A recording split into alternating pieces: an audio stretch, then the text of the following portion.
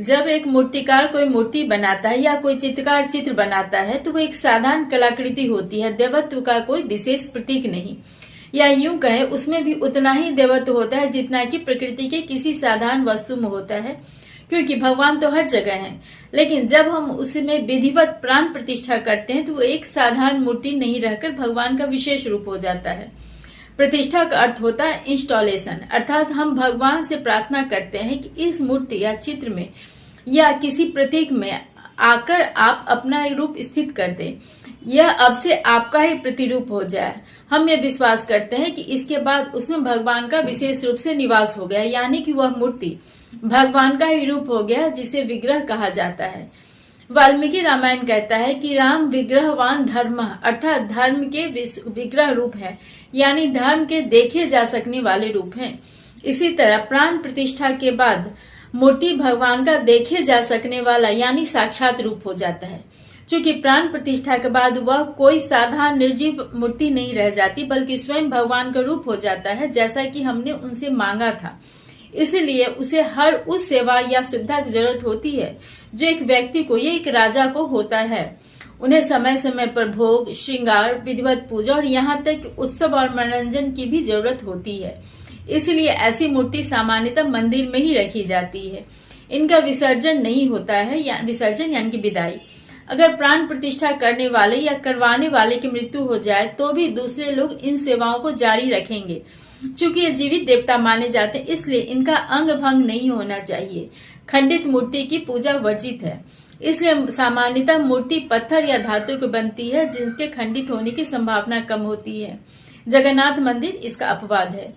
यहाँ प्रश्न उठता है कि क्या सभी मूर्तियों की प्राण प्रतिष्ठा होती है? जवाब है नहीं। कुछ मूर्तियों या प्रतीकों को प्राण प्रतिष्ठा की जरूरत नहीं होती है। उदाहरण के लिए ज्योतिर्लिंग, शालिग्राम, नर्मदेश्वर आदि को प्राण प्रतिष्ठा की जरूरत नहीं होती है। ज्योतिर्लिंग को प्राण प्रतिष्ठा की जरूरत क्यों नहीं होती है? कारण यह है कि साधारणतः मूर्तियां जहां साधारण मनुष्यों द्वारा बनाई जाती है, वहीं ज्योतिर्लिंग स्वयंभू होते हैं।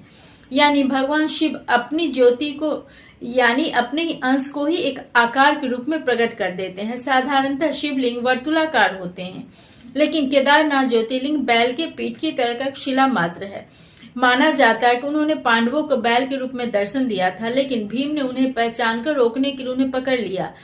बैल रूपधारी शिव धरती में समा गए, केवल उनके शरीर के ऊपर का भाग धरती के ऊपर रहा, जो कि ज्योतिर्लिंग में बदल गया। इसी तरह सभी ज्योतिर्लिंग अपनी इच्छा से या फिर किसी भक्त के वरदान के कारण प्रकट हुए हैं। उदाहरण के लिए वैद्यनाथ ज्योतिर्लिंग की कथा यह है कि रावण ने भगवान शिव को अपने साथ लंका चलने के लिए वरदान मांगा।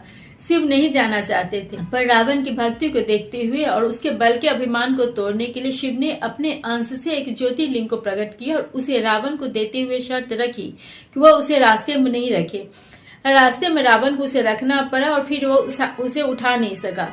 वह ज्योतिर्लिंग वहीं रह गया और बाद में उस पर मंदिर बना दिया गया। देवताओं और ऋषियों ने आकर वैद्यनाथ और अन्य ज्योतिर्लिंगों की पूजा की, लेकिन प्राण प्रतिष्ठा नहीं किया, क्योंकि वे सभी भगवान के अंश से ही बने हुए थे और ऑलरेडी देवत्व से संपन्न थे।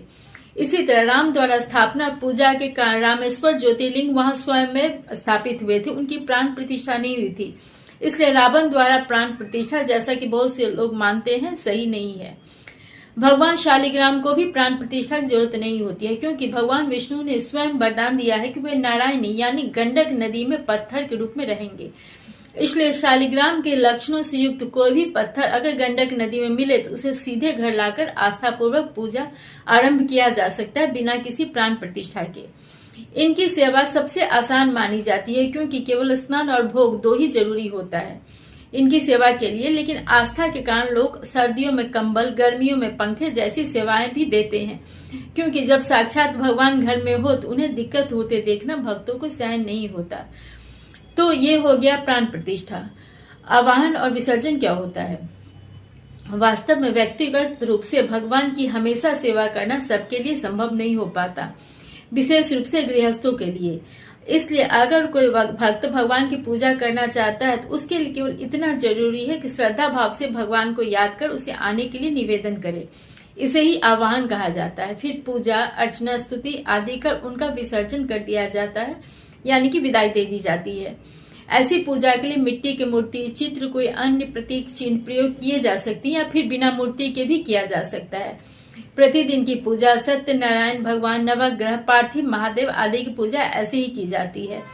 इनके लिए किसी पुरोहित की जरूरत भी नहीं होती है, चाहे तो बुला सकते हैं चाहे तो नहीं, क्योंकि इनमें कोई विशेष जटिल प्रक्रिया नहीं होती है। वास्तव में हिंदू धर्म इतना अधिक सरल है कि कोई भी गोबर या मिट्टी से किसी स्थान को लीप कर पवित्र कर केले, कमल या ऐसे ही किसी पवित्र पत्ते पर जल, अक्षत यानी बिना टूटा हुआ चावल, तिल आदि से आवाहन कर सकता है और ऐसा माना जाता है कि भगवान आते हैं और पूजा ग्रहण भी करते हैं। रामायण में प्रसंग आता है कि रावण को मारने के बाद राम लंका के राज सिंहासन पर विभीषण का अभिषेक करवा देते हैं।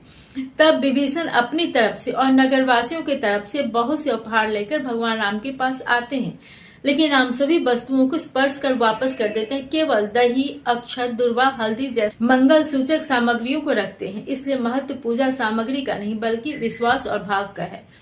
आवाहन के बाद जब विसर्जन नहीं होता है तब तक उसमें देवत्व का अस्तित्व रहता है। विसर्जन यानी विदाई कर देने के बाद उस मूर्ति आदि को विशेष सेवा की जरूरत नहीं होती है। दुर्गा पूजा, गणेश पूजा आदि के लिए प्राण प्रतिष्ठा किया जाता है, लेकिन यहाँ आवाहन चूंकि कुछ दिनों के लिए होता है इसलिए मिट्टी की मूर्ति बनाई जाती है जो कि पर्यावरण में आसानी से मिल जाता है। विसर्जन के बाद इन्हें जल स्रोत आदि में आदर के साथ प्रवाहित कर दिया जाता है, लेकिन किसी मंदिर की मूर्ति का विसर्जन नहीं होता बल्कि उन्हें विश्राम दिया जाता है। मंदिर की तरह अगर ये मूर्तियां पत्थर या धातु की होती तो विसर्जन के बाद यह पर्यावरण में नहीं मिलेंगे, ऐसी मूर्ति एक तरह से शव की तरह हो जाएगा। इसे तोड़ना या जलाना उचित नहीं होगा। भागवत पुराण में यही तर्क देते हुए कहा गया है, भगवान कृष्ण सशरीर अपने धाम चले गए। अगर वे अपना शरीर छोड़कर जाते तो ये मूर्ति यानी विग्रह की तरह होता और भक्त इसे जलाते या किसी अन्य तरह से नष्ट करते तो पाप का कार्य होता। इसी तरह वाल्मीकि रामायण के अनुसार भगवान सरयू नदी में स्थित होकर अपने रूप में एकाकार होकर फिर शरीर ही अपने धाम चले गए, यानी विसर्जन के बाद। हालांकि मूर्ति को विशेष सेवा की जरूरत नहीं होती है, लेकिन उसका अनादर भी नहीं होना चाहिए और आदर सहित जल स्रोत या कहीं भी ऐसे जगह पर प्रवाहित कर देना चाहिए जहां किसी के पैर नहीं लगे या उसका किसी तरह अपमान नहीं हो।